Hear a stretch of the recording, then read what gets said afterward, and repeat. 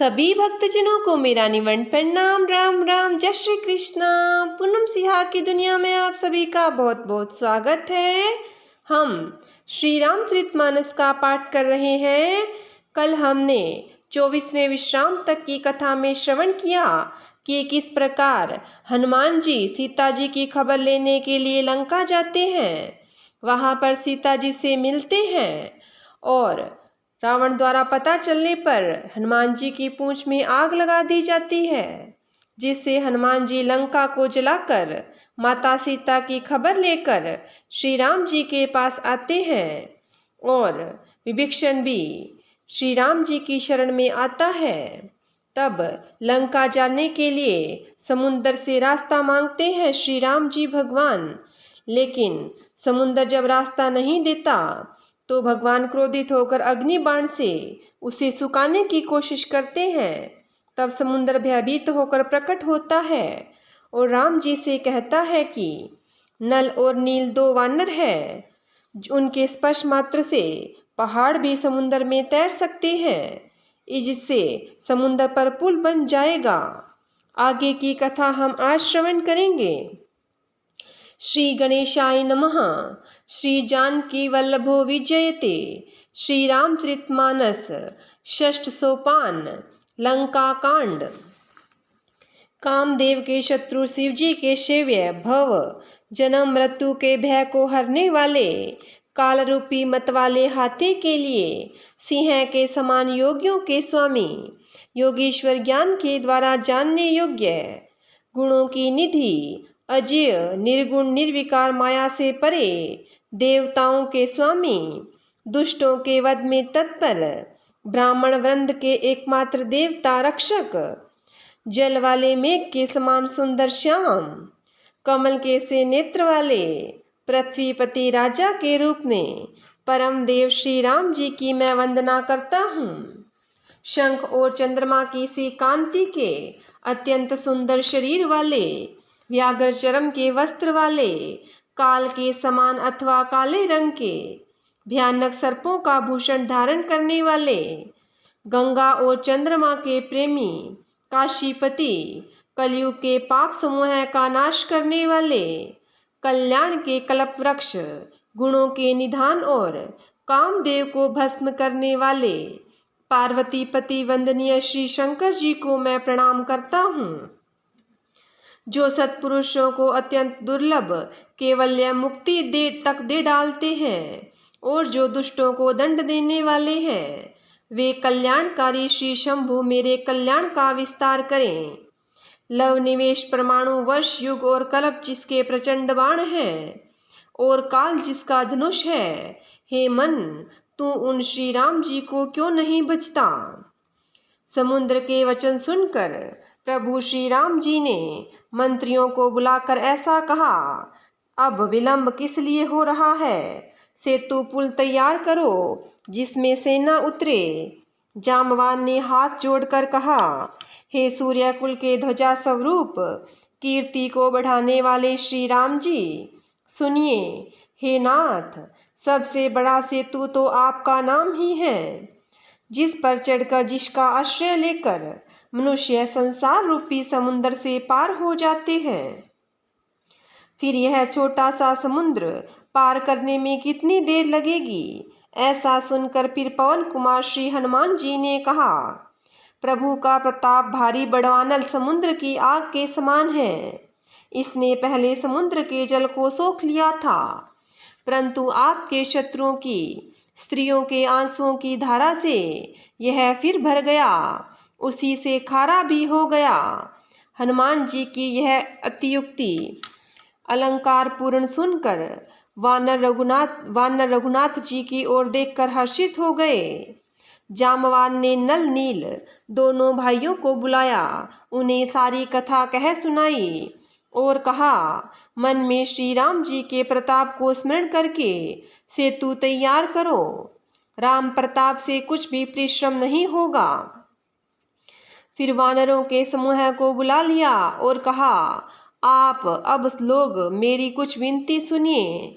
अपने हृदय में श्री राम जी के चरण कमलों को धारण कर लीजिए और सब भालू और वानर एक खेल कीजिए।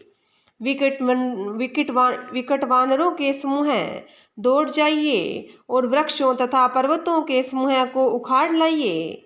यह सुनकर वानर और भालू हुंकार करके और श्री रघुनाथ जी के प्रताप समूह की जय पुकारते हुए चले। बहुत ऊंचे ऊंचे पर्वतों और वृक्षों को खेल की तरह उठा लेते हैं और ला ला कर नल नील को देते हैं। वे अच्छी तरह गढ़कर सुंदर सेतु बनाते हैं। वानर बड़े बड़े पहाड़ ला ला कर देते हैं और नल नील उन्हें गेंद की तरह ले लेते हैं।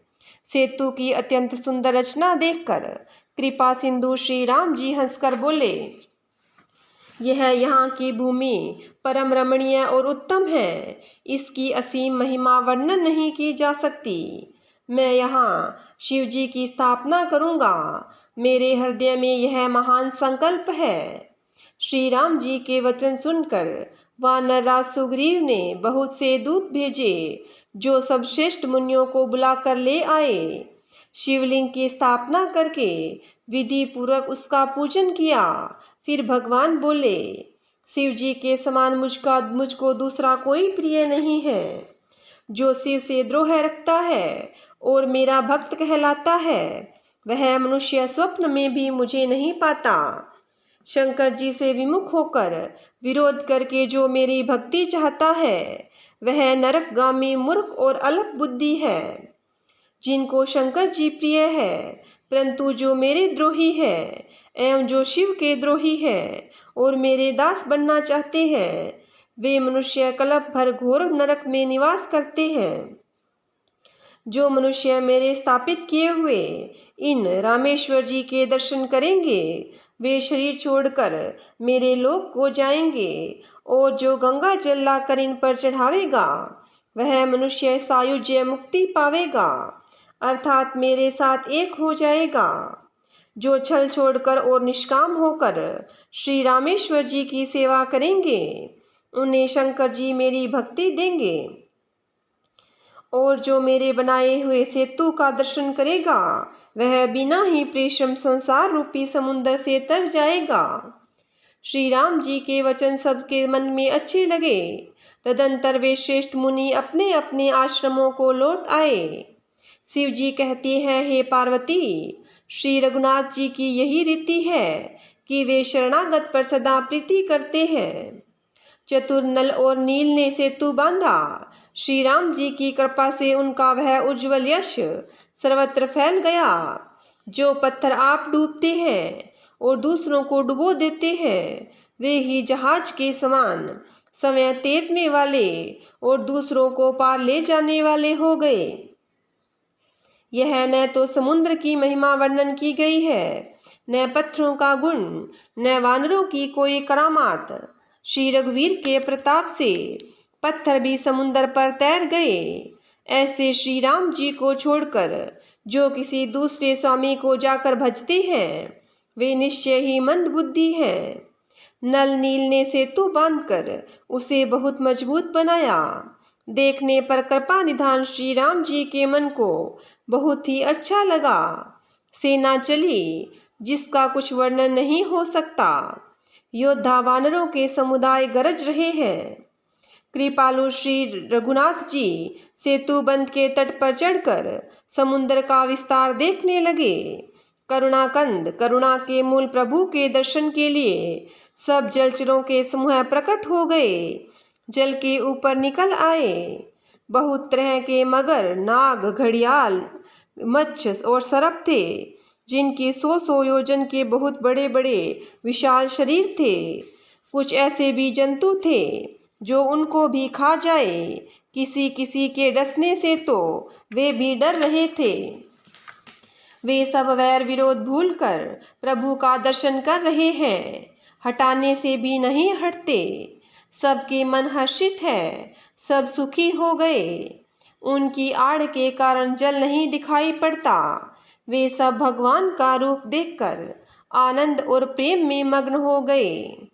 प्रभु श्री रामचंद्र जी की आज्ञा पाकर सेना चली। वानर सेना की विपुलता, अत्यधिक संख्या को कौन कह सकता है। सेतु बंध पर बड़ी भीड़ हो गई। इससे कुछ वानर आकाश मार्ग से उड़ने लगे और दूसरे कितने ही जलचर जीवों पर चढ़ चढ़कर पार जा रहे हैं। कृपालु श्री रघुनाथ जी तथा लक्ष्मण जी दोनों भाई ऐसा कौतुक देखकर हंसते हुए चले। श्री रघुवीर सेना सहित समुद्र को पार हो गए। वानरों और उनके सेनापतियों की भीड़ कहीं नहीं जा सकती। प्रभु ने समुद्र के पार डेरा डाला और सब वानरों को आज्ञा दी कि तुम जाकर सुंदर फल मूल खाओ। यह सुनते ही रीछ वानर जहां तहां दौड़ पड़े। श्री राम जी के हित सेवा के लिए सब वृक्ष ऋतु कुऋतु समय की गति छोड़कर फल उठे। वानर भालू मीठे मीठे फल खा रहे हैं, वृक्षों को हिला रहे हैं और पर्वतों की शिखरों को लंका की ओर फेंक रहे हैं। घूमते फिरते जहाँ कहीं किसी राक्षस को पा जाते हैं तो सब उसे घेर कर खूब नाच नचाते हैं और दांतों से उसके नाक कान काट कर प्रभु का सुयश कहकर तब उसे जाने देते हैं। जिन राक्षसों के नाक और कान काट डाले गए उन्होंने रावण से सब समाचार कहा। समुंदर पर सेतु का बांधा जाना कानों से सुनते ही रावण घबराकर 10 मुखों से बोल उठा, वन निधि, नीर निधि, जल्दी, सिंधु, वारिश, तोय निधि, कंपति, उदधि, पयोधि, नदीश को क्या सचमुच ही बांध लिया। फिर अपनी व्याकुलता को समझकर ऊपर से हंसता हुआ भय को भुलाकर रावण महल को गया। जब मंदोदरी ने सुना कि प्रभु श्री राम जी आ गए हैं और उन्होंने खेल में ही समुद्र को बंधवा दिया, तब वह हाथ पकड़कर पति को अपने महल में लेकर परम मनोहर वाणी बोली। चरणों में सिर नवाकर उसने अपना आंचल पसारा और कहा, हे प्रियतम, क्रोध त्याग कर मेरा वचन सुनिए। हे नाथ, वैर उसी के साथ करना चाहिए जिससे बुद्धि और बल के द्वारा जीत सके। आप में और श्री रघुनाथ जी में निश्चय ही कैसा अंतर है, जैसे जुगनू और सूर्य में।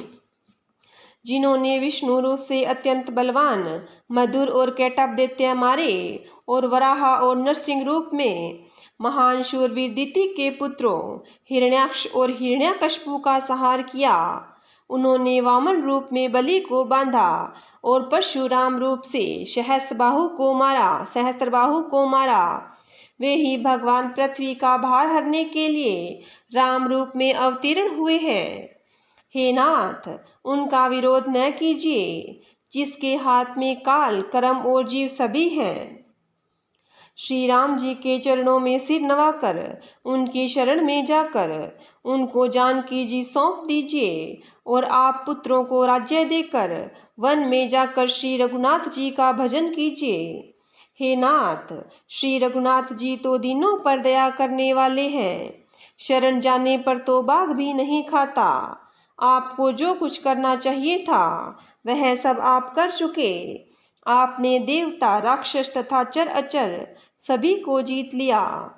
हे दशमुख, संत जन ऐसी नीति कहते हैं कि चौथेपन बुढ़ापे में राजा को वन में चला जाना चाहिए। हे स्वामी, वह वन में आप उनका भजन कीजिए जो सृष्टि के रचने वाले, पालने वाले और संहार करने वाले हैं। हे नाथ, आप विश्वों की सारी ममता छोड़कर उन्हें शरणागत पर प्रेम करने वाले भगवान का भजन कीजिए, जिनके लिए श्रेष्ठ मुनि साधन करते हैं और राजा राज्य छोड़कर वैरागी हो जाते हैं। वही कौशलाधीश श्री रघुनाथ जी आप पर दया करने आए हैं। हे प्रियतम, यदि आप मेरी सीख मान लेंगे तो आपका अत्यंत पवित्र और सुंदर यश तीनों लोकों में फैल जाएगा। ऐसा कहकर नेत्रों में जल भरकर और पति के चरण पकड़कर कांपते हुए शरीर से मंदोदरी ने कहा, हे नाथ, श्री रघुनाथ जी का भजन कीजिए जिससे मेरा सुहाग अचल हो जाए। तब रावण ने मंदोदरी को उठाया और वह दुष्ट उससे अपनी प्रभुता कहने लगा, हे प्रिय सुन, तूने व्यर्थ में ही भय मान रखा है। बता तो, जगत में मेरे समान योद्धा कौन है? वरुण, कुबेर, पवन, यमराज आदि सभी दिक्पालों को तथा काल को भी मैंने अपनी भुजाओं के बल से जीत रखा है। देवता, दानव और मनुष्य सभी मेरे वश में हैं। फिर तुझको यह भय किस कारण उत्पन्न हो गया? मंदोदरी ने उसे बहुत प्रकार से समझाकर कहा, किंतु रावण ने उसकी एक भी बात न सुनी और वह फिर सभा में जाकर बैठ गया। मंदोदरी ने हृदय में ऐसा जान लिया कि काल के वश होने से पति को अभिमान हो गया। सभा में आकर उसने मंत्रियों से पूछा कि शत्रु के साथ किस प्रकार से युद्ध करना होगा। मंत्री कहने लगे, हे राक्षसों के नाथ, हे प्रभु सुनिए, आप बार बार क्या पूछते हैं?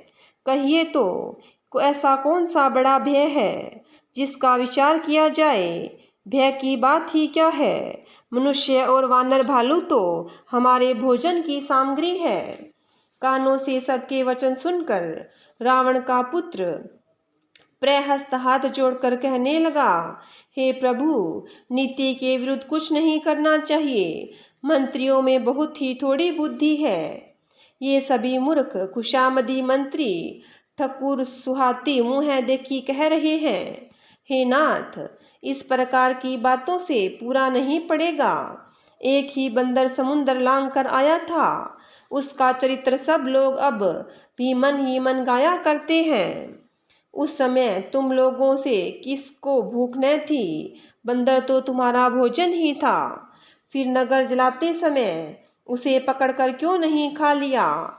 इन मंत्रियों ने स्वामी आपको ऐसी सम्मति सुनाई जो सुनने में अच्छी है, पर जिससे आगे चलकर दुख पाना होगा। जिसने खेल ही खेल में समुद्र लांग लिया और जो सेना सहित सुबेल पर्वत पर आ उतरा। हे भाई, कहो वह मनुष्य है जिसे कहते हो कि हम खा लेंगे? सब गाल फुला फुला कर पागलों की तरह वचन कह रहे हैं। हे तात, मेरे वचनों को बहुत आदर से गौर से सुनिए। मुझे मन में कायर न समझ लीजिएगा। जगत में ऐसे मनुष्य झुंड के झुंड बहुत अधिक है, जो प्यारी बात ही सुनते हैं और कहते हैं। हे प्रभु, सुनने में कठोर परंतु परिणाम में हितकर परम वचन को सुनते और कहते हैं, वे मनुष्य बहुत ही थोड़े हैं। नीति सुनिए, उसके अनुसार पहले दूत भेजिए और फिर सीता को देखकर श्री राम जी से प्रीति कर लीजिए। यदि वे स्त्री पाकर लौट जाए तब तो व्यर्थ झगड़ा न बढ़ाइए, नहीं तो यदि न फिर हो तो हे तात, सम्मुख युद्ध भूमि में उनसे डटकर मार काट कीजिए। हे प्रभु, यदि आप मेरी यह सम्मति मानेंगे तो जगत में दोनों ही प्रकार से आपका सुयश होगा। रावण ने गुस्से में भरकर पुत्र से कहा, अरे मूर्ख, तुझे ऐसी बुद्धि किसने सिखाई? अभी से हृदय में भय हो रहा है। हे पुत्र, तू तो बांस की जड़ में घमोई हुआ, तू मेरे वंश के अनुकूल नहीं हुआ।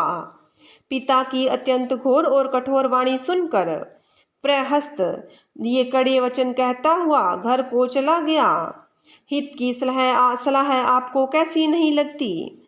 आप पर कैसे असर नहीं करती? जैसे मृत्यु के वश हुए रोगी को दवा नहीं लगती। संध्या के समय जानकर रावण अपनी 20 भुजाओं को देखता हुआ महल को चला। लंका की चोटी पर एक अत्यंत विचित्र महल था। वहाँ नाच गान का अखाड़ा जमता था। रावण उस महल में जाकर बैठ गया। किन्नर उनके गण समूह को गाने लगे। ताल, करताल, पखावज, मृदंग और वीणा बज रहे हैं। नृत्य में प्रवीण अप्सराएं नाच रही है। वह निरंतर सैकड़ों इंद्रों के समान भोग विलास करता रहता है। यद्यपि श्री राम जी श्री का अत्यंत प्रबल शत्रु सिर पर है, फिर भी उसको न तो चिंता है और न ही डर ही है। यहाँ श्री रघुवीर सुबेल पर्वत पर सेना बड़ी भीड़ बड़े समूह के साथ उतरे। पर्वत का एक बहुत ऊंचा परम रमणीय समतल और विशेष रूप से उज्जवल शिखर देखकर वहां लक्ष्मण जी ने वृक्षों के कोमल पत्ते और सुंदर फूल अपने हाथों से सजाकर बिछा दिए। उस पर सुंदर और कोमल मृगशाला बिछा दी। उसी आसन पर कृपालु श्री राम जी विराजमान हैं। प्रभु श्री राम जी वानर राज सुग्रीव की गोद में अपना सिर रखे हुए हैं। उनकी बाईं ओर धनुष तथा दाहिनी तरफ तरकश रखा है। वे अपने दोनों कर कमलों से बाण सुधार रहे हैं। विभीषण जी कानों से लगकर सलाह कर रहे हैं। परम भाग्यशाली अंगद और हनुमान अनेक प्रकार से प्रभु के चरणों को दबा रहे हैं। लक्ष्मण जी कमर में तरकश कसे और हाथों में धनुष बाण लिए वीरासन से प्रभु के पीछे सुशोभित है। इस प्रकार कृपा रूप सौंदर्य और गुण के धाम श्री राम जी विराजमान हैं। वे मनुष्य धन्य हैं जो सदा इस ध्यान में लो लगाए रखते हैं। पूर्व दिशा की ओर देखकर प्रभु श्री राम जी ने चंद्रमा को उदय हुआ देखा। तब वे सबसे कहने लगे, चंद्रमा को तो देखो, कैसा सिंह के समान निडर है। पूर्व दिशा रूपी पर्वत की गुफा में रहने वाला अत्यंत प्रताप, तेज और बल की राशि है चंद्रमा रूपी सिंह। अंधकार रूपी मत वाले हाथी के मस्तक को विदीर्ण करके आकाश रूपी वन में निर्भय विचर रहा है। आकाश में बिखरे हुए तारे मोतियों के समान हैं, जो रात्रि रूपी सुंदर स्त्री के श्रृंगार है। प्रभु ने कहा, भाइयों, चंद्रमा में जो कालापन है वह क्या है? अपनी अपनी बुद्धि के अनुसार कहो। सुग्रीव ने कहा, हे रघुनाथ जी, सुनिए, चंद्रमा में पृथ्वी की छाया दिखाई दे रही है। किसी ने कहा चंद्रमा को राहु ने मारा था। वही काला दाग हृदय पर पड़ा हुआ है। कोई कहता है जब ब्रह्मा ने कामदेव की स्त्री रति का मुख बनाया तब उसने चंद्रमा का सार भाग निकाल लिया, जिससे रति का मुख तो सुंदर बन गया, परंतु चंद्रमा के हृदय में छेद हो गया। वही छेद चंद्रमा के हृदय में वर्तमान है, जिसकी राह से आकाश की काली छाया उसमें दिखाई पड़ती है। प्रभु श्री राम जी ने कहा, विष चंद्रमा का बहुत प्यारा भाई है, इसी से उसने विष को अपने हृदय में स्थान दे दिया। विष युक्त अपने किरण समूह को फैलाकर वह वियोगी नर नारियों को जलाता रहता है। हनुमान जी ने कहा, हे प्रभु, सुनिए, चंद्रमा आपका मित्र है। आपकी सुंदर श्याम मूर्ति चंद्रमा के हृदय में बसती है। वही श्यामता की झलक चंद्रमा में है। पवन पुत्र हनुमान जी के वचन सुनकर सुजान श्री राम जी हंसे। फिर दक्षिण की ओर देखकर कृपा निधान प्रभु बोले, हे विभीषण, दक्षिण दिशा की ओर देखो, बादल कैसे घुमड़ रहा है और बिजली चमक रही है। भयानक बादल मीठे मीठे हल्के हल्के स्वर से गरज रहा है, कहीं कठोर ओलों की वर्षा न हो। विभीषण बोले, हे कृपालु, सुनिए, यह न तो बिजली है न बादलों की घटा। लंका की चोटी पर एक महल है। दशग्रीव रावण वहां नाच गान का अखाड़ा देख रहा है। रावण ने सिर पर मेघडंबर, बादलों का डंबर जैसा विशाल और काला छत्र धारण कर रखा है। वही मानो बादलों की अत्यंत काली घटा है। मंदोदरी के कानों में जो कर्णफूल हिल रहे हैं, हे प्रभु, वही मानो बिजली चमक रही है। हे देवताओं के सम्राट, सुनिए, अनुपम ताल और मृदंग बज रहे हैं, वही मधुर ध्वनि है। रावण का अभिमान समझकर प्रभु मुस्कुराए। उन्होंने धनुष चढ़ाकर उस पर बाण का संधान किया और एक ही बाण में रावण के छत्र मुकुट और मंदोदरी के कर्णफूल काट गिराए। सबके देखते देखते वे जमीन पर आ पड़े, पर इसका कारण किसी ने नहीं जाना। ऐसा चमत्कार करके श्री राम जी का बाण वापस आकर तरकस में जा घुसा। यह महान रस भंग रंग में भंग देखकर रावण की सारी सभा भयभीत हो गई। न भूकंप हुआ, न बहुत जोर की हवा आंधी चली, न कोई अस्त्र शस्त्र ही नेत्रों से देखे। फिर ये छत्र मुकुट और कर्णफूल कैसे कटकर गिर पड़े। सभी अपने अपने हृदय में सोच रहे हैं कि यह बड़ा भयंकर अपशगुन हुआ। सभा को भयभीत देखकर रावण हंसकर युक्ति रचकर ये वचन कहने लगा, सिरों का गिरना भी जिसके लिए निरंतर शुभ होता है रहा है, उसके लिए मुकुट का गिरना अपशगुन कैसा। अपने अपने घर जाकर सो जाओ, डरने की कोई बात नहीं है। तब सब लोग सिर नवाकर घर गए। जिससे कर्णफूल पृथ्वी पर गिरा, जब से कर्णफूल पृथ्वी पर गिरा, तब से मंदोदरी के हृदय में सोच बस गया। नेत्रों में जल भरकर दोनों हाथ जोड़कर वह रावण से कहने लगी, हे प्राणनाथ, मेरी विनती सुनिए। हे प्रियतम, श्री राम जी से विरोध छोड़ दीजिए। उन्हें मनुष्य जानकर मन में न पकड़े रखिए। मेरे इन वचनों पर विश्वास कीजिए कि वे रघुकुल के शिरोमणि श्री रामचंद्र जी विश्व रूप है। यह सारा विश्व उन्हीं का रूप है। वेद जिनके अंग अंग में लोकों की कल्पना करते हैं, पाताल चरण है, ब्रह्मलोक सिर है, अन्य लोकों का विश्राम जिनके अन्य भिन्न भिन्न अंगों पर है, भयंकर काल जिनका भ्रकुटी संचालन भुवों का चलना है, सूर्य नेत्र है, बादलों के समूह है, बाल है, अश्वनी कुमार जिनकी नासिका है, रात और दिन जिनके अपार अमेघ पलक मारना और खोलना है, दसों दिशाएं कान है, वेद ऐसा कहते हैं, वायु श्वास है और वेद जिनकी अपनी वाणी है, लोभ जिनका अधर होठ है, यमराज भयानक दांत है, माया हंसी है, दिक्पाल भुजाएं हैं, अग्नि मुख है, वरुण जीभ है, उत्पत्ति पालन और प्रलय जिनकी चेष्टा है, 18 प्रकार की असंख्य वनस्पतियां जिनकी रोमावली है, पर्वत अस्तियां हैं, नदियां नसों का जाल है, समुद्र पेट है और नरक जिनके नीचे की इंद्रियां हैं। इस प्रकार प्रभु विश्व में है, अधिक कल्पना क्या की जाए। शिव जिनका अहंकार है, ब्रह्मा बुद्धि है, चंद्रमा मन है और महान विष्णु ही चित्त है। उन्हीं चराचर रूप भगवान श्री राम ने मनुष्य रूप में निवास किया है। हे प्राणपति सुनिए, ऐसा विचार कर प्रभु से वैर छोड़कर श्री रघुवीर के चरणों में प्रेम कीजिए, जिससे मेरा सुहाग न जाए। पत्नी के वचन कानों से सुनकर रावण खूब हंसा और बोला, अहो, मोह अज्ञान की महिमा बड़ी बलवान है।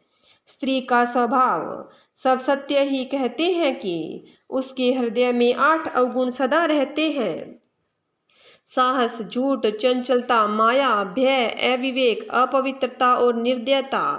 तूने शत्रु का समग्र विराट रूप देखा और गाया और मुझे उसका बड़ा भारी भय सुनाया।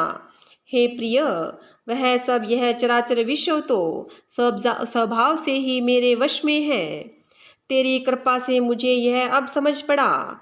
हे प्रिय, तेरी चतुराई मैं जान गया। तू इस प्रकार इस बहाने से मेरी प्रभुता का बखान कर रही है। हे मृगनयनी, तेरी बातें बड़ी रहस्य भरी है, समझने में सुख देने वाली और सुनने से भय छुड़ाने वाली है। मंदोदरी ने मन में ऐसा निश्चय कर लिया कि पति को कालवश मति भ्रम हो गया। इस प्रकार अज्ञानवश बहुत से विनोद करते हुए रावण को सवेरा हो गया। तब स्वभाव से ही निडर और घमंड से अंधा लंकापति सभा में गया। यद्यपि बादल अमृत सा जल बरसाते हैं तो भी बेंद फूलता फलता नहीं। इसी प्रकार चाहे ब्रह्मा के समान भी ज्ञानी गुरु मिले तो भी मूर्ख के हृदय में ज्ञान नहीं होता। यहाँ प्रातःकाल श्री रघुनाथ जी जागे और उन्होंने उन मंत्रियों को बुलाकर सलाह पूछी कि शीघ्र बताइए, अब क्या उपाय करना चाहिए। जांबावान ने श्री राम जी के चरणों में सिर नवाकर कहा, हे सर्वज्ञ, सब कुछ जानने वाले, हे सबके हृदय में बसने वाले अंतर्यामी, हे बुद्धि, बल, तेज, धर्म और गुणों की राशि, सुनिए। मैं अपनी बुद्धि के अनुसार सलाह देता हूँ कि बाली कुमार अंगद को दूत बनाकर भेजा जाए। यह अच्छी सलाह सबके मन में जच गई। कृपा के निधान श्री राम जी ने अंगद से कहा, हे बल, बुद्धि और गुणों के धाम बाली पुत्र, हे तात, तुम मेरे काम के लिए लंका जाओ। तुमको बहुत समझा कर क्या कहूँ, मैं जानता हूँ तुम परम चतुर हो। शत्रु से वही बातचीत करनी चाहिए, बातचीत करना जिससे हमारा काम हो और उसका कल्याण हो। प्रभु की आज्ञा सिर चढ़ाकर और उनके चरणों की वंदना करके अंगद जी उठे और बोले, हे भगवान श्री राम जी, आप जिस पर कृपा करें वही गुणों के का समुद्र हो जाता है। स्वामी के सब कार्य आप अपने आप सिद्ध हैं। यह तो प्रभु ने मुझको ही आदर दिया है जो मुझे अपने कार्य पर भेज रहे हैं। ऐसा विचार कर युवराज अंगद का हृदय हर्षित और शरीर पुलकित हो गया। चरणों की वंदना करके और भगवान की प्रभुता हृदय में धरकर अंगद सबको सिर नवाकर चले। प्रभु के प्रताप को हृदय में धारण किए हुए रणबांकुरे वीर बाली पुत्र स्वाभाविक ही निर्भय है। लंका में प्रवेश करते ही रावण के पुत्र से भेंट हो गई, जो वह खेल रहा था। बात ही बातों में दोनों में झगड़ा बढ़ गया, क्योंकि दोनों ही अतुलनीय बलवान थे और फिर दोनों की युवा अवस्था थी। उसने अंगद पर लात उठाई। अंगद ने वही पैर पकड़कर उसे घुमाकर जमीन पर दे पटका मार गिराया। राक्षस के समूह भारी योद्धा देख देख देख कर जहाँ तहाँ भाग चले। वे डर के मारे पुकार भी न मचा सके, एक दूसरे को असली बात नहीं बतलाते। उस रावण के पुत्र का वध समझकर सब चुप्पी मार कर रह गए। रावण पुत्र की मृत्यु जानकर और राक्षसों को भय के मारे भागते देखकर नगर भर में कोलाहल मच गया। जिसने लंका जलाई थी वही वानर फिर आ गया। सब अत्यंत भयभीत होकर विचार करने लगे कि विधाता अब न जाने क्या करेगा। वे बिना पूछी अंगद को रावण के दरबार की राह बता देते हैं। बिना पूछे ही अंगद को रावण के दरबार की बातें राह बता देते हैं। जिसे ही वे देखते हैं वही डर के मारे सूख जाता है। श्री राम जी के चरणों का स्मरण करके अंगद रावण की सभा के द्वार पर गए और वे धीर वीर और बल की राशि अंगद सिंह की सी शान से इधर उधर देखने लगे। तुरंत ही उन्होंने एक राक्षस को भेजा और रावण को अपने आने का समाचार सूचित किया। सुनते ही रावण हंसकर बोला, बुला लाओ, देखे कहाँ का बंदर है। आज्ञा पाकर बहुत से दूत दौड़े और वानरों में हाथी के समान अंगद को बुला लाए। अंगद ने रावण को ऐसे बैठे हुए देखा जैसे कोई प्राण युक्त काजल का पहाड़ हो। भुजाएं वृक्षों के और सिर पर्वतों के शिखरों के समान है।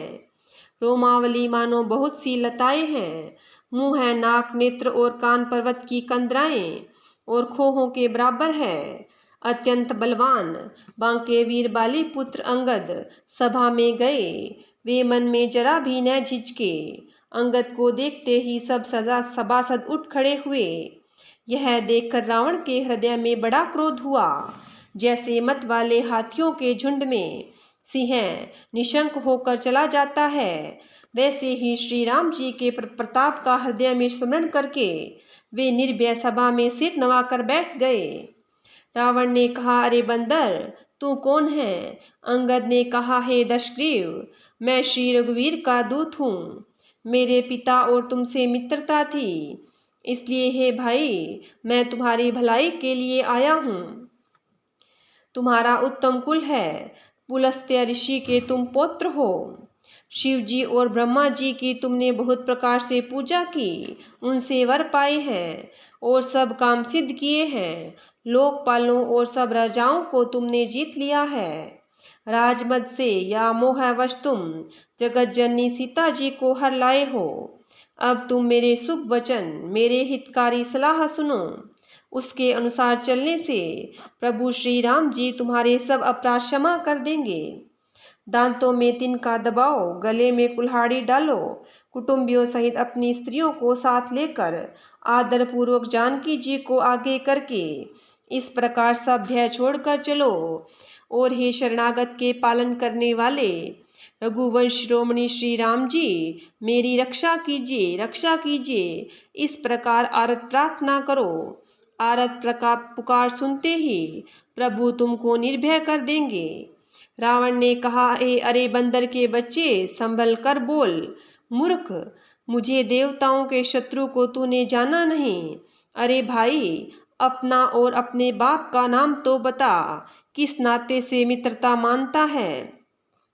अंगद ने कहा, मेरा नाम अंगद है, मैं बाली का पुत्र हूँ, उनसे कभी तुम्हारी भेंट हुई थी। अंगद के वचन सुनते ही रावण कुछ संकुचा गया और बोला, हाँ, मैं जान गया, मुझे याद आ गया, बाली नाम का एक बंदर था। अरे अंगद, तू तो बाली का लड़का है। अरे कुलनाशक, तू तो अपने कुल रूपी बांस के लिए अग्नि रूप ही पैदा हुआ, गर्भ में ही क्यों न नष्ट हो गया। तू व्यर्थ में ही पैदा हुआ, जो अपने ही मुँह से तपस्वियों का दूत कहलाया।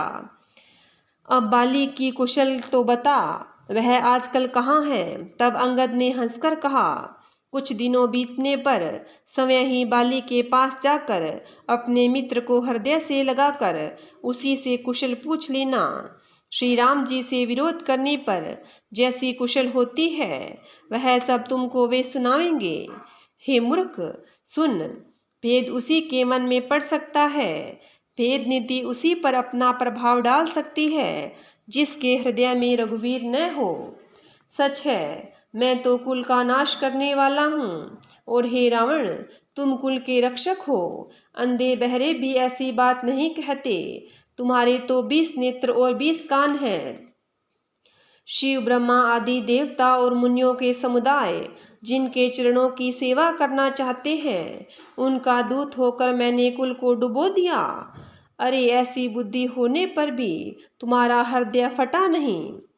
वानर अंगद की कठोर वाणी सुनकर रावण आंखें तिरछी करके बोला, अरे दुष्ट, मैं तेरे सब कठोर वचन इसलिए सह रहा हूँ कि मैं नीति और धर्म को जानता हूँ, उन्हीं की रक्षा कर रहा हूँ।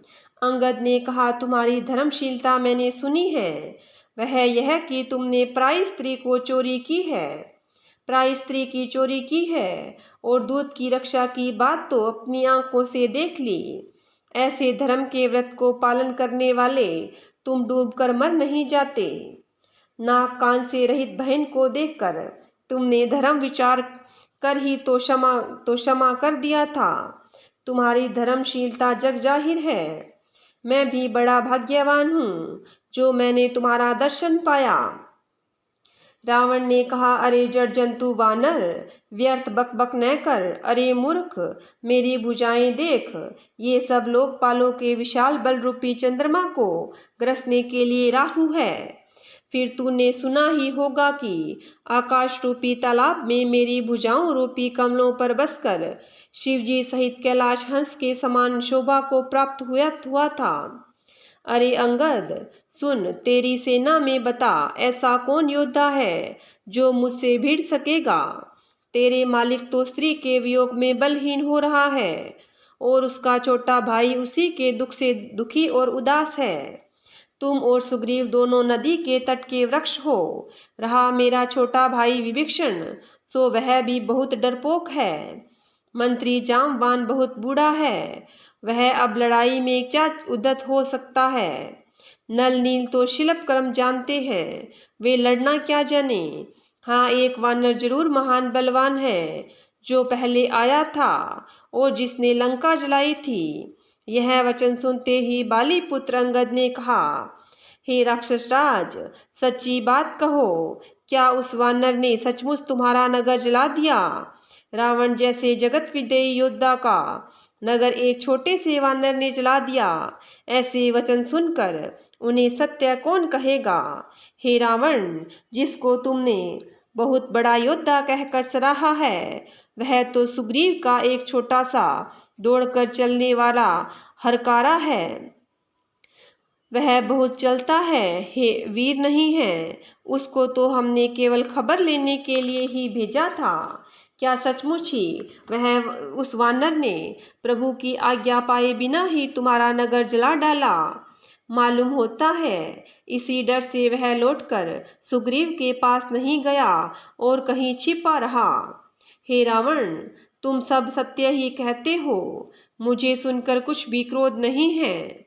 सचमुच हमारी सेना में कोई भी ऐसा नहीं है जो तुमसे लड़ने में शोभा पाए। प्रीति और वैर बराबरी वालों से करना चाहिए, नीति ऐसी ही है। सिंह यदि मेंढकों को मारे तो क्या उसे कोई भला कहेगा?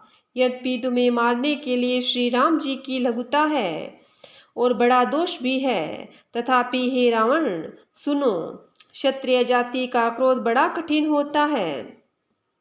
प्रकोक्ति रूपी धनुष से वचन रूपी बाण मारकर अंगद ने शत्रु का हृदय जला दिया। वीर रावण उन बाणों को मानो प्रत्युत्तर रूपी संडस्यों से निकाल रहा हो। तब रावण हंसकर बोला, बंदर में यह एक बड़ा गुण है जो उसे पालता है, उसका वह अनेकों उपायों से भला करने की चेष्टा करता है। बंदर को धन्य है जो अपने मालिक के लिए लाज छोड़कर जहाँ तहाँ नाचता है, नाच कूद कर लोगों को रिझाकर मालिक का हित करता है। यह उसके धर्म की निपुणता है। हे अंगद, तेरी जाति स्वामी भक्त है, फिर भला तू अपने मालिक के गुण इस प्रकार कैसे न बखानेगा? मैं गुण ग्राहक, गुणों का आदर करने वाला और परम सुजान समझदार हूँ। इसी से तेरी जली कटी बक पर कान लगाकर ध्यान नहीं देता। अंगद ने कहा, तुम्हारी सच्ची गुणग्राह्यता तो मुझे हनुमान जी ने सुनाई थी। उसने अशोक वन को विध्वंस करके तुम्हारे पुत्र को मारकर नगर को जला दिया था, तो भी तुमने अपने गुणग्राहकता के कारण यही समझा कि उसने तुम्हारा कुछ भी अपकार नहीं किया। तुम्हारा वही सुंदर स्वभाव विचार कर हे दशग्रीव, मैंने कुछ धृष्टता की है। हनुमान ने जो कुछ कहा था उसे आकर मैंने प्रत्यक्ष देख लिया कि तुम्हें न लज्जा है, न क्रोध और न चिढ़ है। रावण बोला, अरे वानर, जब तेरी ऐसी बुद्धि है तभी तो तू बाप को खा गया। ऐसे वचन कहकर रावण हंसा। अंगद ने कहा, पिताजी को खाकर फिर तुझको भी खा डालता, परंतु अभी तुरंत कुछ और ही बात मेरी समझ में आ गई। अरे नीच अभिमानी, बाली के निर्मल यश का कारण जानकर तुम्हें मैं नहीं मारता। रावण, यह तो बता कि जगत में कितने रावण हैं? मैंने जितने भी रावण अपने कानों से सुन रखे हैं उन्हें सुन। एक रावण तो बाली को जीतने पाताल में गया था, तब बच्चों ने उसे घुड़साल में बांध रखा। बालक खेलते थे और जा जाकर उसे मारते थे। बलि ने दया करी। एक रावण तो बलि को जीतने के लिए गया था, बच्चों ने बांध कर उसके साथ खेलते थे। बलि को दया लगी, तब उन्होंने उसे छुड़ा दिया।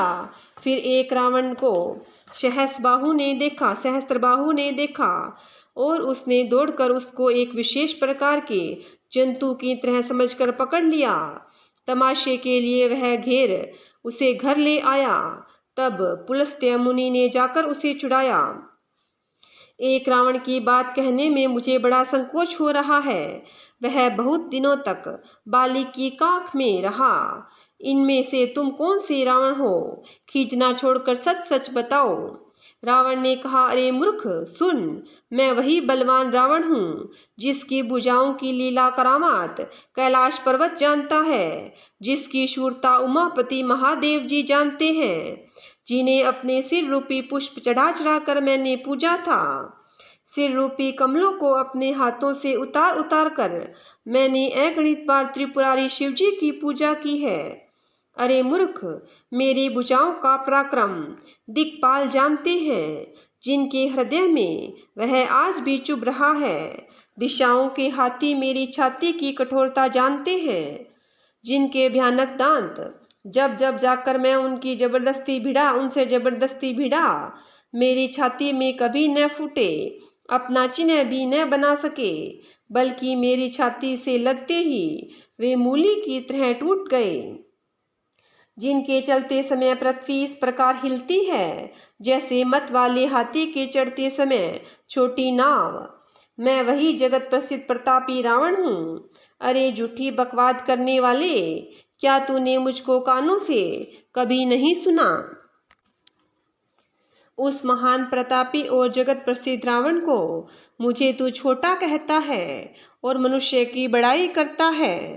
अरे दुष्ट, असभ्य, तुच्छ वानर, अब मैंने तेरा ज्ञान जान लिया।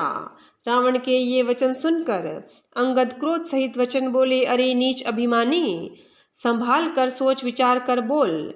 जिनका फरसा सहस्र बाहु की भुजाओं रूपी अपार वन को जलाने के लिए अग्नि के समान था, जिनके फरसा रूपी समुद्र की तीव्र धारा से अनगिनत राजा अनेकों बार डूब गए थे, उन परशुराम जी का गर्व जिन्हें देखते ही भाग गया।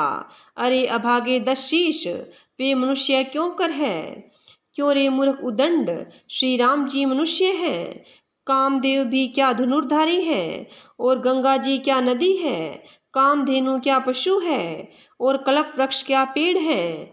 अन्न भी क्या दान है, और अमृत क्या रस है। गरुड़ जी क्या पक्षी है, शेष जी क्या सर्प है। अरे रावण, चिंतामणि भी क्या पत्थर है। अरे ओ मूर्ख सुन, बैकुंठ भी क्या लोक है, और श्री रघुनाथ जी की अखंड भक्ति क्या और लाभों जैसा ही लाभ है। सेना समेत तेरा मन मंथ कर अशोक वन को उजाड़ कर, नगर को जलाकर और तेरे पुत्र को मारकर जो लौट गए, तू उनका बहुत कुछ भी न बिगाड़ सका। तू उनका कुछ भी न बिगाड़ सका। क्यों रे दुष्ट, वे हनुमान जी क्या वानर है। अरे रावण, चतुराई कपट छोड़कर कृपा के समुद्र श्री रघुनाथ जी, तू रघुनाथ जी का तू भजन क्यों नहीं करता। अरे दुष्ट, यदि तू श्री राम जी का वैरी हुआ तो तुझे ब्रह्मा और रुद्र भी नहीं बचा सकेंगे। हे मूढ़, व्यर्थ गाल न मार, डींग न हाँक। श्री राम जी से वैर करने पर तेरा ऐसा हाल होगा कि तेरे सिर समूह श्री राम जी के बाण लगते ही वानरों के आगे पृथ्वी पर पड़ेंगे, और रींच वानर तेरे उन गेंद के समान अनेकों सिरों से चौगान खेलेंगे। जब श्री रघुनाथ जी युद्ध में कोप करेंगे और उनके अत्यंत तीक्ष्ण बहुत से बाण छूटेंगे, तब तेरा ऐसा गाल जलेगा। ऐसा विचार कर उदार कृपालु श्री राम जी को भज। अंगद के ये वचन सुनकर रावण बहुत अधिक जल उठा, मानो जलती हुई प्रचंड अग्नि में घी पड़ गया हो। वह बोला, अरे मूर्ख, कुंभकर्ण ऐसा मेरा भाई है। इंद्र का शत्रु सुप्रसिद्ध मेघनाथ मेरा पुत्र है, और मेरा पराक्रम तो तूने सुना ही नहीं कि मैंने संपूर्ण जड़ चेतन जगत को जीत लिया है। रे दुष्ट, वानरों की सहायता जोड़कर राम ने समुद्र बांध लिया। बस यही एक प्रभुता है। समुद्र को तो अनेकों पक्षी भी लांघ जाते हैं, पर इसी से वे सभी शूरवीर नहीं हो जाते। अरे मूर्ख बंदर सुन, मेरी एक एक भुजा रूपी समुद्र बल रूपी जल से पूर्ण है, जिसमें बहुत से शूरवीर देवता और मनुष्य डूब चुके हैं। बता, ऐसा कौन शूरवीर है जो मेरे इस अथाह और अपार 20 समुद्रों का पार पा जाएगा। अरे दुष्ट, मैंने दिक्पालों तक से जल भरवाया, और तू एक राजा का मुझे सुयश सुनाता है। यदि तेरा मालिक, जिसकी गुण गाथा तू बार बार कह रहा है, संग्राम में लड़ने वाला योद्धा है, तो फिर वह दूत किस लिए भेजता है। शत्रु से संधि करते उसे लाज नहीं आती। पहले कैलाश का मंथन करने वाली मेरी भुजाओं को देख, फिर अरे मूर्ख वानर, अपने मालिक की सराहना करना। रावण के समान शूरवीर कौन है, जिसने अपने ही हाथों से सिर काट काट कर अत्यंत हर्ष के साथ बहुत बार उन्हें अग्नि में होम दिया। स्वयं गौरीपति शिव जी इस बात के साक्षी हैं। मस्तकों के जलते समय जब मैंने अपने ललाटों पर लिखे हुए विधाता के अक्षर देखे, तब मनुष्य के हाथ से अपनी मृत्यु होना बांझकर विधाता की वाणी लेख को असत्य जानकर मैं हंसा। उस बात को समझकर स्मरण करके भी मेरे मन में डर नहीं है, क्योंकि मैं समझता हूँ कि बूढ़े ब्रह्मा ने बुद्धि भ्रम में ऐसा लिख दिया है। अरे मूर्ख, तू लज्जा और मर्यादा छोड़कर मेरे आगे बार बार दूसरे वीर की सराहना, दूसरे वीर का बल कहता है। अंगद ने कहा, अरे रावण, तेरे समान लज्जावान जगत में कोई नहीं है। लज्जाशीलता तो तेरा सहज स्वभाव ही है। तू अपने मुंह से अपने गुण कभी नहीं कहता।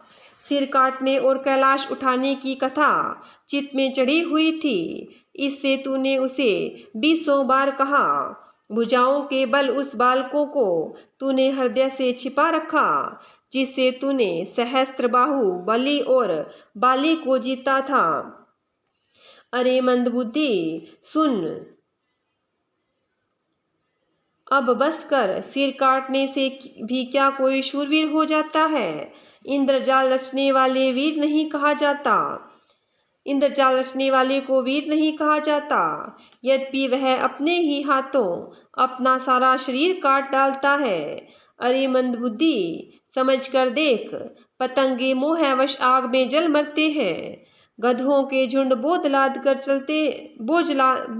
कर चलते हैं, पर इस कारण वे शूर वीर नहीं कहलाते। अरे दुष्ट, अब बत बढ़ाव मत कर, मेरा वचन सुन और अभिमान त्याग दे।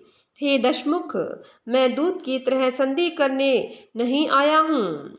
श्री रघुवीर ने ऐसा विचार कर मुझे भेजा है। कृपालु श्री राम जी बार बार ऐसा कहते हैं कि शियार के मारने के लिए सिंह को यश नहीं मिलता। अरे मूर्ख, प्रभु के उन वचनों को मन में समझकर याद करके ही मैंने तेरे कठोर वचन सहे हैं। नहीं तो तेरे मुंह तोड़कर मैं सीता जी को जबरदस्ती ले जाता। अरे अधम, देवताओं के शत्रु, तेरा बल तो मैंने तभी जान लिया जब तूने शून्य में पराई स्त्री को हर लिया। तू राक्षसों का राजा और बड़ा अभिमानी है, परंतु मैं तो श्री रघुनाथ जी का सेवक, सुग्रीव का दूत, सेवक का भी सेवक हूँ। यदि मैं श्री राम जी के अपमान से न डरूं तो तेरे देखते देखते ऐसा तमाशा कर दूं कि तुझे जमीन पर पटक कर तेरी सेना का संहार कर और तेरे गांव को नष्ट भ्रष्ट करके, अरे मूर्ख, तेरी युवती स्त्रियों सहित जानकी जी को ले जाऊं। यदि ऐसा करूं तो भी इसमें कोई बड़ाई नहीं है। मरे हुए को मारने में कुछ भी पुरुषत्व बहादुरी नहीं है। वाम मार्गी, कामी, कंजूस, अत्यंत मूढ़, अति दरिद्र, बदनाम, बहुत बूढ़ा, नित्य का रोगी, निरंतर क्रोध युक्त रहने वाला, भगवान विष्णु से विमुख, वेद और संतों का विरोधी, अपना ही शरीर पोषण करने वाला, पराई निंदा करने वाला और पाप की खान महान पापी, ये 14 प्राणी जीते ही मुर्दे के समान है। अरे दुष्ट, ऐसा विचार कर मैं तुझे नहीं मारता। अब तू मुझ में क्रोध न पैदा कर, मुझे गुस्सा न दिला। अंगद के वचन सुनकर राक्षस राज रावण दांतों से होठ काट कर क्रोधित होकर हाथ मलता हुआ बोला, अरे नीच बंदर, अब तू मरना ही चाहता है, इसी से छोटे मुंह बड़ी बात कहता है। अरे मूर्ख बंदर, तू जिसके बल पर कड़वे वचन बक रहा है, उसमें बल, प्रताप, बुद्धि अथवा तेज कुछ भी नहीं है। उसे गुणहीन और मानहीन समझकर ही तो पिता ने वनवास दे दिया। उसे एक तो उसका दुख, उस पर युवती स्त्री का विरह, और फिर दिन रात मेरा डर बना रहता है। जिनके बल का तुझे गर्व है, ऐसे अनेकों मनुष्यों को तो राक्षस रात दिन खाया करते हैं। अरे मूढ़, जिद छोड़कर विचार कर। जब उसने श्री राम जी की निंदा की तब तो कपिश्रेष्ठ अंगद अत्यंत क्रोधित हुए, क्योंकि शास्त्र ऐसा कहते हैं कि जो अपने कानों से भगवान विष्णु और शिव की निंदा सुनता है उसे गोवध के समान पाप लगता है। वानर श्रेष्ठ अंगद बहुत जोर से कटकटाए शब्द किया और उन्होंने तमक कर जोर से अपने दोनों भुजदंडों को पृथ्वी पर दे मारा। पृथ्वी हिलने लगी, जिससे बैठे हुए सभासद गिर पड़े और भयरूपी पवन भूत से ग्रस्त होकर भाग चले। रावण गिरते गिरते संभल कर उठा। उसका अत्यंत सुंदर मुकुट पृथ्वी पर गिर पड़ा। कुछ तो उसने उठाकर अपने सिरों को सुधार कर रख लिया और कुछ अंगद से उठाकर प्रभु श्री रामचंद्र जी के पास फेंक दिए। कुछ अंगद ने उठाकर प्रभु श्री रामचंद्र जी के पास फेंक दिए। मुकुटों के आते देखकर वानर सोचने लगे, विधाता, क्या दिन में ही उल्कापात होने लगा, तारे टूटकर गिरने लगे, अथवा क्या रावण ने क्रोध करके 4 वज्र चलाए हैं जो बड़े धाये के साथ वेग के साथ आ रहे हैं। प्रभु ने उनसे हंसकर कहा, मन में डरो नहीं, ये न उल्का है, न वज्र और न केतु या राहु ही है। अरे भाई, ये तो रावण के मुकुट हैं जो बाली पुत्र अंगद के फेंके हुए आ रहे हैं। पवन पुत्र हनुमान जी ने उछलकर उनको हाथ से पकड़ लिया और लाकर प्रभु के पास रख दिया। रीछ और वानर तमाशा देखने लगे। उनका प्रकाश सूर्य के समान था। वहां सभा में क्रोध युक्त रावण सबसे क्रोधित होकर कहने लगा कि बंदर को पकड़ लो और पकड़कर मार डालो। अंगद यह सुनकर मुस्कुराने लगे। रावण फिर बोला, इसे मारकर सब योद्धा तुरंत दौड़ो और जहां कहीं रीछ वानरों को पाओ वहीं खा डालो। पृथ्वी को बंदरों से रहित कर दो और जाकर दोनों तपस्वी भाइयों राम लक्ष्मण को जीते जी पकड़ लो। रावण के ये कोप भरे वचन सुनकर तब युवराज अंगद क्रोधित होकर बोले, तुझे गाल बजाते लाज नहीं आती। अरे निर्लज, अरे कुलनाशक, गला काटकर आत्महत्या करके मर जा। मेरा बल देखकर भी क्या तेरी छाती नहीं फटती। अरे स्त्री के चोर, अरे कुमार्ग पर चलने वाले, अरे दुष्ट, पाप की राशि, मंद बुद्धि और कामी, तू सन्नीपात में ये क्या दुर्वचन बक रहा है। अरे दुष्ट राक्षस, तू काल के वश हो गया है। इसका फल तू आगे वानर और भालुओं के चपेटे लगने पर पावेगा। राम मनुष्य है, ऐसा वचन बोलते ही अरे अभिमानी, तेरी जीभें नहीं गिर पड़ती। इसमें संदेह नहीं कि तेरी जीभें अकेली नहीं वरन सिरों के साथ ही रणभूमि में गिरेगी। हे दशकंद, जिसने एक ही बाण से बाली को मार डाला, वह मनुष्य कैसे है। अरे कुजाति, अरे जड़, 20 आंखें होने पर भी तू अंधा है, तेरे जन्म को धिक्कार है। श्री रामचंद्र जी के बाण समूह हैं, तेरी रक्त की प्यास के प्यासे हैं, वे प्यासे से रह जाएंगे। इस डर से अरे कड़वी बकवाद करने वाले नीच राक्षस, मैं तुझे छोड़ता हूँ। मैं तेरे दांत तोड़ने में समर्थ हूँ, पर क्या करूँ, श्री रघुनाथ जी ने मुझे आज्ञा नहीं दी। ऐसा क्रोध आता है कि तेरे 10 मुँह तोड़ डालूं और तेरी लंका को पकड़कर समुद्र में डुबो दूं।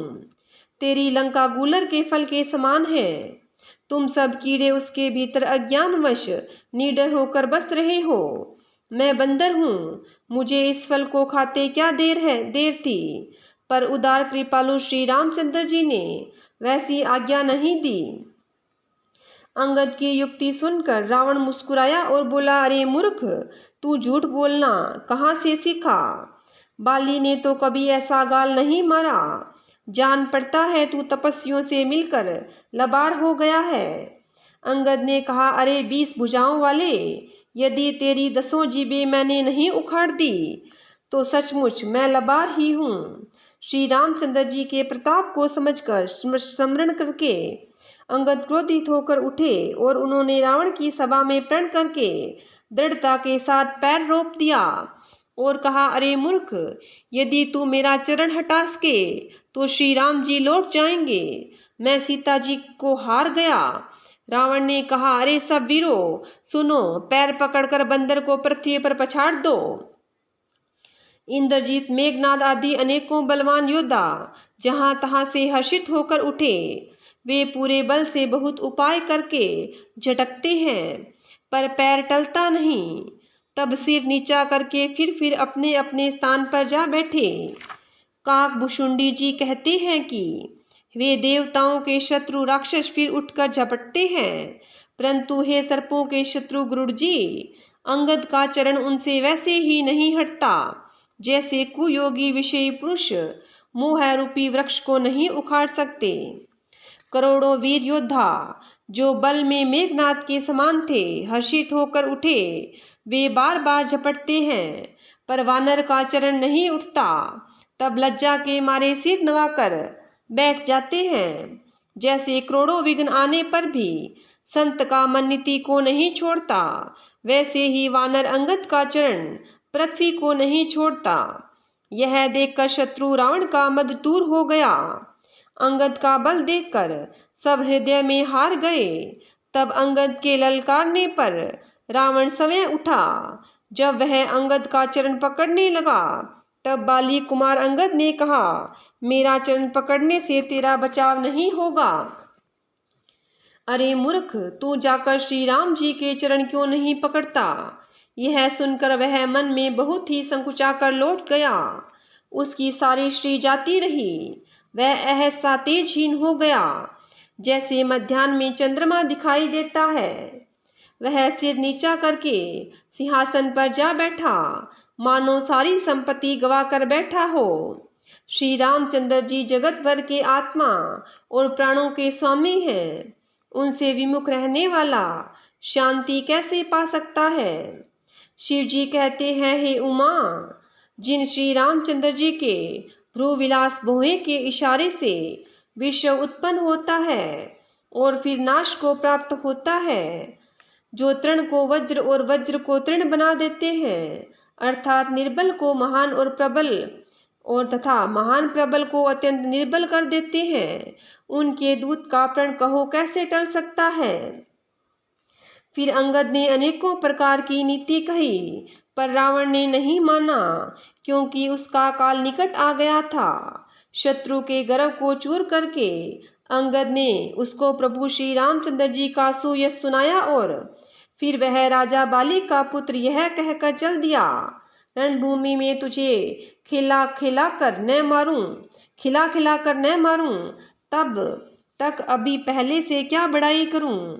अंगद ने पहले ही सभा में आने से पूर्व ही उसके पुत्र को मार डाला था। वह संवाद सुनकर रावण दुखी हो गया। अंगद का प्रण सफल देखकर सब राक्षस भय से अत्यंत ही व्याकुल हो गए। शत्रु का बल का वर्धन कर बल की राशि बाली पुत्र अंगद जी ने हर्षित होकर आकर श्री रामचंद्र जी के चरण पकड़ लिए। उनका शरीर पुलकित है और नेत्रों में आनंद अश्रुओं का जल भरा है। संध्या हो गई जानकर दशग्रीव विलखता हुआ उदास होकर महल में गया। मंदरोदरी ने रावण को समझाकर फिर कहा, हे कांत, मन में समझकर विचार करके कुबुद्धि छोड़ दो। आपसे और श्री रघुनाथ जी से युद्ध शोभा नहीं देता। उनके छोटे भाई ने एक जरा सी रेखा खींच दी थी, उसे भी आप नहीं लांघ सके। ऐसा तो आपका पुरुषोत्तम है। हे प्रियतम, आप उन्हें संग्राम में जीत पाएंगे। उनके दूत ने ऐसा काम किया है। खेल में ही समुद्र लांघकर वह वानरों के सिंह हनुमान आपकी लंका में निर्भय चला गया। रखवालों ने को मारकर उसने अशोक वन उजाड़ डाला। आपके देखते देखते उसने अक्षय कुमार को मार डाला और संपूर्ण नगर को जलाकर राख कर दिया। उस समय आपका बल का गर्व कहाँ चला गया था?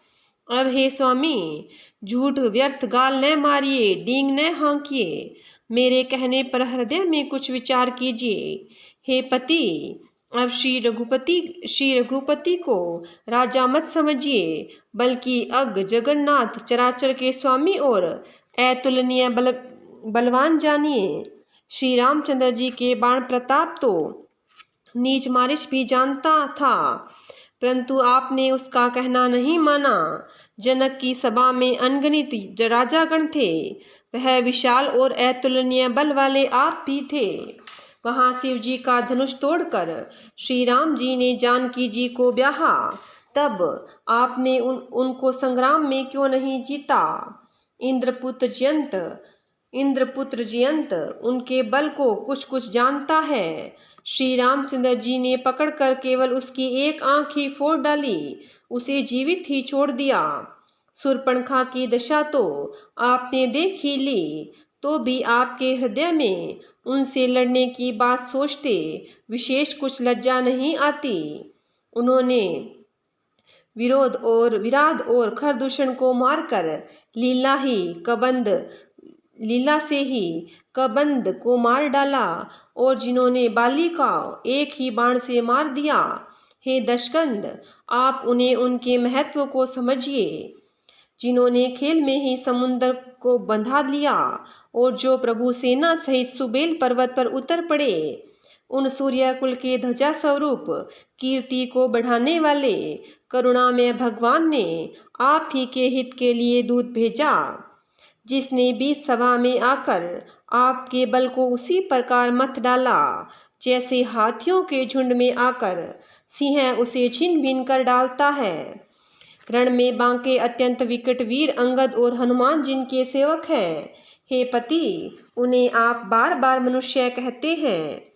आप व्यर्थ में ही मान ममता और मद का बोझा ढो रहे हैं। हाँ प्रियतम, आपने श्री राम जी से विरोध कर लिया है, और काल के विशेष वश होने से आपके मन में अब भी ज्ञान नहीं उत्पन्न हुआ।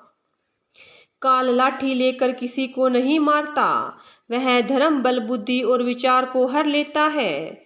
हे स्वामी, जिसका मरण समय निकट आ जाता है, उसे आप ही की तरह भ्रम हो जाता है। आपके 2 पुत्र मारे गए और नगर जल गया। जो हुआ सो हुआ है प्रियतम, अब भी पूर्ति समाप्ति कर दीजिए। श्री राम जी से वैर त्याग दीजिए, और हे नाथ, कृपा के समुद्र श्री रघुनाथ जी को भजकर निर्मल यश लीजिए। स्त्री के बाण के समान वचन सुनकर वह सवेरा होते ही उठकर सभा में चला, और सारा भय भुलाकर अत्यंत अभिमान से फूलकर सिंहासन पर जा बैठा। यहाँ सुबेल पर्वत पर श्री राम जी ने अंगद को बुलाया। उन्होंने आकर चरण कमलों में सिर नवाया। बड़े आदर से उन्हें पास बैठाकर खर के शत्रु कृपालु श्री राम जी हंसकर बोले, हे बाली के पुत्र, मुझे बड़ा कौतूहल है। हे तात, इसी से मैं तुझसे पूछता हूँ, सत्य कहना। जो रावण राक्षसों के कुल का तिलक है, और जिसके अतुलनीय बाहुबल की जगत में धाक है, उसके 4 मुकुट तूने फेंके। हे तात, बताओ, तुमने उसको किस प्रकार पाया? अंगद ने कहा, हे सर्वज्ञ, हे शरणागत को सुख देने वाले, सुनिए। वे मुकुट नहीं हैं, वे तो राजा के 4 गुण हैं। हे नाथ, वेद कहते हैं कि साम, दान, दंड और भेद, ये चारों राजा के हृदय में बसते हैं। ये नीति धर्म के 4 सुंदर चरण हैं, किंतु रावण में धर्म का अभाव है, ऐसा जी में जानकर ये नाथ के पास आ गए हैं। तशशीष रावण धर्महीन, प्रभु के पद से विमुख और काल के वश में है। इसलिए हे कौशल राज, सुनिए, वे गुण रावण को छोड़कर आपके पास आ गए हैं। अंगद की परम चतुरता पूर्ण उक्ति कानों में सुनकर उदास श्री रामचंद्र जी हंसने लगे। फिर बाली पुत्र ने किले के लंका के सब समाचार कहे। जब शत्रु का समाचार प्राप्त हो गया, तब श्री रामचंद्र जी ने सब मंत्रियों को पास बुलाया और कहा, लंका के 4 बड़े विकट दरवाजे हैं, उन पर किस तरह आक्रमण किया जाए, इस पर विचार करो। तब वानर राज सुग्रीव, ऋक्षपति जामवान और विभीषण ने हृदय में सूर्यकुल के भूषण श्री रघुनाथ जी का स्मरण किया, और विचार करके उन्होंने कर्तव्य निश्चित किया। वानरों की सेना के 4 दल बनाए, और उनके लिए यथा योग्य जैसे चाहिए वैसे सेनापति नियुक्त किए। फिर सब युद्धपतियों को बुला लिया और प्रभु का प्रताप कहकर सबको समझाया, जिसे सुनकर वानर सिंह के समान गर्जना करके दौड़े। वे हर्षित होकर श्री राम जी के चरणों में सिर नवाते हैं, और पर्वतों के शिखर ले कर सब वीर दौड़ते हैं। कौशल राज श्री रघुवीर जी की जय हो पुकारते हुए भालू और वानर गरजते और ललकारते हैं। लंका को अत्यंत श्रेष्ठ अजेय किला जानते हुए भी वानर प्रभु श्री राम जी के प्रताप से निडर होकर चले। चारों ओर से घिरी हुई बादलों की घटा की तरह लंका को चारों दिशाओं से घेरकर वे मुंह से ही डंके और भेरी बजाने लगे। महान बल की सीमा वे वानर भालू सिंह के समान ऊंचे स्वर से श्री राम जी की जय, लक्ष्मण जी की जय, वानरराज सुग्रीव की जय ऐसी गर्जना करने लगे। लंका में बड़ा भारी कोहराम मच गया। अत्यंत अहंकारी रावण ने उसे सुनकर कहा, वानरों की ढिठाई तो देखो। यह कहते हुए हंसकर उसने राक्षसों की सेना बुलाई। बंदर काल की प्रेरणा से चले आए हैं। मेरे राक्षस सभी भूखे हैं। विधाता ने उन्हें घर बैठे भोजन दे दिया। ऐसा कहकर उस मूर्ख ने अट्टहास किया। वह बड़े जोर से ठहाका मारकर हंसा और बोला, हे वीरों, सब लोग चारों दिशाओं में जाओ और रीछ वानर सबको पकड़ पकड़ कर खाओ। शिव जी कहते हैं, हे उमा, रावण को ऐसा अभिमान था जैसे टिटिहिरी पक्षी पैर ऊपर की ओर करके सोता है, मानो आकाश को थाम लेगा। आज्ञा मानकर और हाथों में उत्तम बिंदीपाल, सांगी, तोमर, मुदगर, प्रचंड, फरसे, शूल, दुधारी, तलवार, परिद और पहाड़ों के टुकड़े लेकर राक्षस चले। जैसे मूर्ख मांसाहारी पक्षी लाल पत्थरों का समूह देखकर उस पर टूट पड़ते हैं, पत्थरों पर लगने से चोंच टूटने का दुख उन्हें नहीं सूझता, वैसे ही ये बेसमझ राक्षस दौड़े। अनेकों प्रकार के अस्त्र शस्त्र और धनुष बाण धारण किए करोड़ों बलवान और रणधीर राक्षस वीर परकोटे के कंगूरों पर चढ़ गए। वे परकोटे के कंगूरों पर कैसे सुशोभित हो रहे हैं, मानो सुमेरों के शिखरों पर बादल बैठे हों। जुझाऊ ढोल और डंके आदि बज रहे हैं, जिनकी ध्वनि सुनकर योद्धाओं के मन में लड़ने का चाव होता है। अगणित नफीरी और भेरी बज रही है, जिन्हें सुनकर कायरों के हृदय में दरारें पड़ जाती है। उन्होंने जाकर अत्यंत विशाल शरीर वाले महान योद्धा वानर और भालुओं के समूह देखे कि रीछ वानर दौड़ते हैं, ओगट ऊंची नीची विकट घाटियों को कुछ नहीं गिनते, पकड़ पकड़ कर पहाड़ों को फोड़कर रास्ता बना लेते हैं। करोड़ों योद्धा कटकटाते और गरजते हैं, दांतों से होठ काटते और खूब टपटते हैं। उधर रावण की और इधर श्री राम जी की दुहाई बोली जाती है। जय जय जय की ध्वनि होती ही लड़ाई छिड़ गई। राक्षस पहाड़ों के ढेर शिखरों को फेंकते हैं, वानर कूद कर उन्हें पकड़ लेते हैं और वापस उन्हीं की ओर चलाते हैं। प्रचंड वानर और भालू पर्वतों के टुकड़े ले लेकर किले पर डालते हैं। वे झपटते हैं और राक्षसों के पैर पकड़कर उन्हें पृथ्वी पर पटक कर भाग चलते हैं और फिर ललकारते हैं। बहुत ही चंचल और बड़े तपस्वी वानर भालू बड़ी फुर्ती से उछलकर किले पर चढ़ कर गए और जहां तहां महलों में घुसकर श्री राम जी का यश गाने लगे। फिर एक एक राक्षस को पकड़कर वे वानर भाग चले, ऊपर आप और नीचे राक्षस योद्धा। इस प्रकार वे किले पर धरती पर आ गिरते।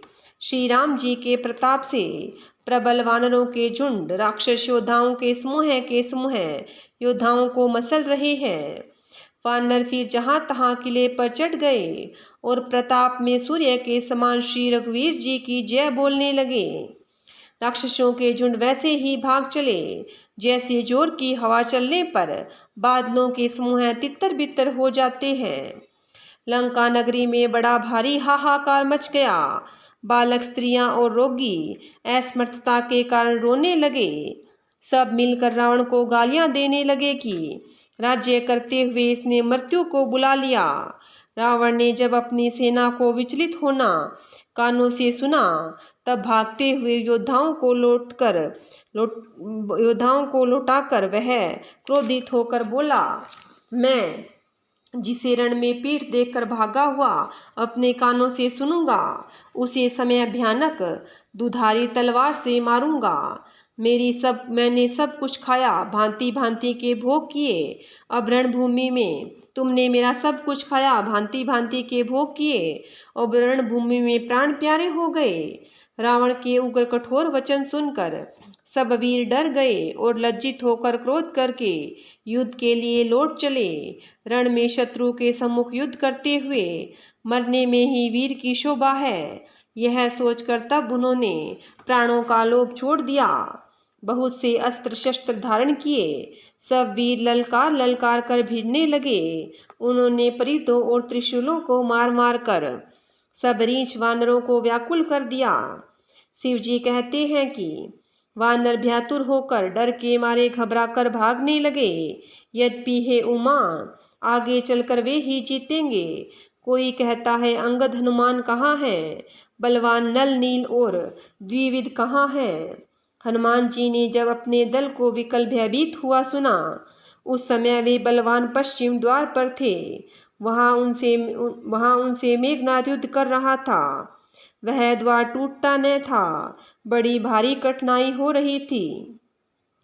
तब पवन पुत्र हनुमान जी के मन में बड़ा भारी क्रोध हुआ। वे काल के समान योद्धा बड़े जोर से गरजे और कूद कर लंका के किले पर आ गए और पहाड़ लेकर मेघनाद की ओर दौड़े। रथ तोड़ डाला, सारथी को मार गिराया और मेघनाद की छाती पर लात मारी। दूसरा सारथी मेघनाद को व्याकुल जानकर उसे रथ में डालकर तुरंत घर ले आया। इधर अंगद ने सुना कि पवन पुत्र हनुमान किले पर अकेले ही गए हैं, तो रण में बांके बाली पुत्र वानर की खेल की तरह उछलकर किले पर चढ़ गए। युद्ध में शत्रुओं के विरुद्ध दोनों वानर क्रुद्ध हो गए।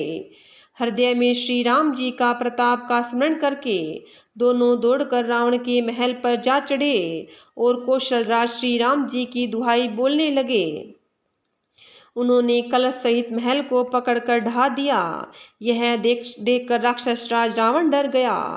सब स्त्रियां हाथों से छाती पीटने लगी और कहने लगी, अब की बार तो दो उत्पाती वानर एक साथ आ गए। वानर लीला करके घुड़की देखकर दोनों उनको डराते हैं और श्री रामचंद्र जी का सुंदर यश सुनाते हैं। फिर सोने के खंभों को हाथों से पकड़कर उन्होंने परस्पर कहा कि अब उत्पात आरंभ किया जाए। वे गरज कर शत्रु की सेना के बीच में कूद पड़े और अपने भारी भुजबल से उनका मर्दन करने लगे। किसी की लात और किसी की थप्पड़ों से खबर लेते हैं और कहते हैं, तुम श्री राम जी को नहीं भजते, उसका फल ले लो। एक को दूसरे से रगड़कर मसल डालते हैं और सिरों को तोड़कर फेंकते हैं। फिर सिर जाकर रावण के सामने गिरते हैं और ऐसे फूटते हैं मानो दही के कुंडे फूट रहे हो। जिन बड़े मुखियों प्रधान सेनापतियों को पकड़ पाते हैं, उनके पैर पकड़कर उन्हें प्रभु के पास फेंक देते हैं। विभीषण जी उनके नाम बतलाते हैं और श्री राम जी उन्हें भी अपना धाम परम पद दे देते हैं। ब्राह्मणों का मांस खाने वाले वे नरभोजी दुष्ट राक्षस भी वह परम गति पाते हैं, जिनकी योगी भी याचना किया करते हैं, परंतु सहज में नहीं पाते। शिव जी कहते हैं, हे उमा, श्री राम जी बड़े ही कोमल हृदय और करुणा की खान हैं। वे सोचते हैं कि राक्षस मुझे वैर भाव से ही सही स्मरण तो करते ही हैं। ऐसा हृदय में जानकर वे उन्हें परम पद गति मोक्ष देते हैं। हे भवानी, कहो तो ऐसे कृपालु और कौन है? प्रभु का ऐसा स्वभाव सुनकर भी जो मनुष्य भ्रम त्याग कर उनका भजन नहीं करते, वे अत्यंत मंद बुद्धि और परम भाग्यहीन हैं। श्री राम जी ने कहा कि अंगद और हनुमान किले में घुस गए हैं। दोनों वानर श्री राम जी ने कहा कि अंगद और हनुमान किले में घुस गए हैं। दोनों वानर लंका में विध्वंस करते कैसे शोभा देते हैं, जैसे मंदराचल समुद्र को मंथ रहे हो। भुजाओं के बल से शत्रु की सेना को कुचल कर और मसल कर फिर दिन का अंत होता देखकर हनुमान और अंगद दोनों कूद पड़े और थकावट रहित होकर वहां आ गए जहां भगवान श्री राम जी थे। उन्होंने प्रभु के चरण कमलों में सिर नवाए। उत्तम योद्धाओं को देखकर श्री रघुनाथ जी मन में बहुत प्रसन्न हुए। श्री राम जी ने कृपा करके दोनों को देखा, जिससे वे श्रम रहित और परम सुखी हो गए। अंगद और हनुमान को गए जानकर सभी भालू और वानर वीर लौट पड़े। राक्षसों ने प्रदोष सायंकाल का बल पाकर रावण की दुहाई देते हुए वानरों पर धावा किया। राक्षसों की सेना आती देखकर वानर लौट पड़े और वे योद्धा जहां तहां कटकटाकर भीड़ गए। दोनों ही दल बड़े बलवान हैं। योद्धा ललकार ललकार कर लड़ते हैं, कोई हार नहीं मानते। सभी राक्षस महान वीर और अत्यंत काले हैं और वानर विशालकाय और अनेकों रंगों के हैं। दोनों ही दल बलवान हैं और सामने बल वाले योद्धा हैं। वे क्रोध करके लड़ते हैं और खेल करके वीरता दिखलाते हैं। राक्षस और वानर युद्ध करते हुए ऐसे जान पड़ते हैं मानो क्रमशः वर्षा और शरद ऋतु के बहुत से बादल पवन से प्रेरित होकर लड़ रहे हो। अकंपन और अतिकाय इन सेनापतियों ने अपनी सेना को विचलित होते देखकर माया की। पल भर में अत्यंत अंधकार हो गया। खून पत्थर और राख की वर्षा होने लगी। दसों दिशाओं में अत्यंत घना अंधकार देखकर वानरों की सेना में खलबली पड़ गई। एक को एक दूसरा दिखाई नहीं दे सकता और सब जहां तहां पुकार रहे हैं। श्री रघुनाथ जी सब रहस्य जान गए। उन्होंने अंगद और हनुमान को बुला लिया और सब समाचार कहकर समझाया। सुनते ही वे दोनों कपिश्रेष्ठ क्रोध करके दौड़े। फिर कृपालु श्री रामचंद्र जी ने हंसकर धनुष चढ़ाया और तुरंत ही अग्नि बाण चलाया, जिससे प्रकाश हो गया, कहीं अंधेरा नहीं रह गया। जैसे ज्ञान के उदय होने पर सब प्रकार के संदेह दूर हो जाते हैं। भालू और वानर प्रकाश पाकर श्रम और भय से रहित तथा प्रसन्न होकर दौड़े। हनुमान और अंगद रण में गरज उठे। उनकी हाक सुनते ही राक्षस भाग छूटे।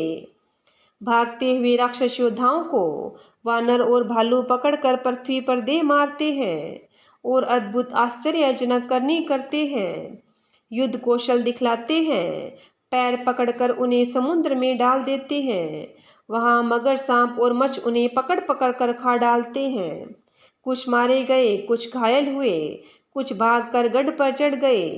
अपने बल से शत्रु दल को विचलित करके रींछ और वानर वीर गरज रहे हैं।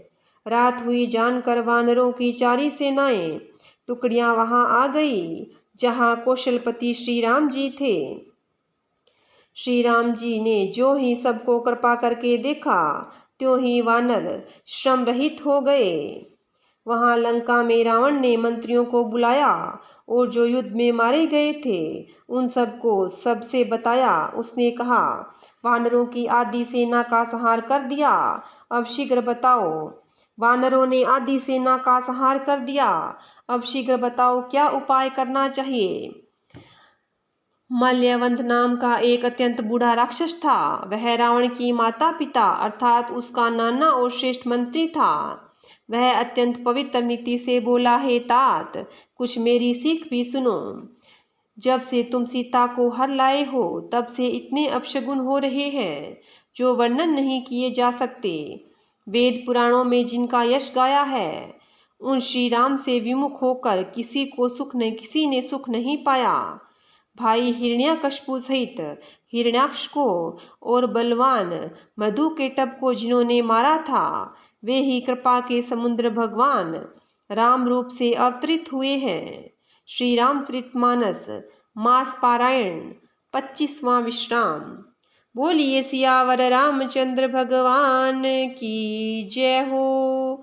बोलिए विष्णु भगवान की जय हो।